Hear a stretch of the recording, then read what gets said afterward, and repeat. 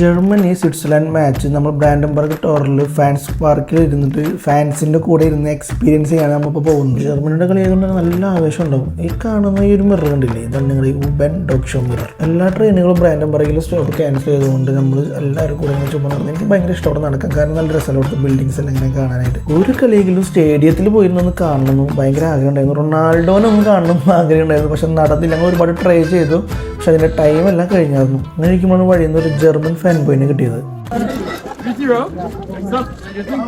പുള്ളിക്കാരൻ്റെ അടുത്ത് ചെറിയ പ്രഡിക്ഷനൊക്കെ നടത്തി ഞങ്ങൾ ഏകദേശം 5 കിലോമീറ്ററോളം നടന്നിട്ടാണ് നമ്മൾ ഇവിടെ എത്തിയിട്ടുള്ളത്. അത്യാവശ്യം നല്ലൊരു സ്ഥലത്ത് തന്നെ നമുക്കിരുന്ന് കാണാനും പറ്റി.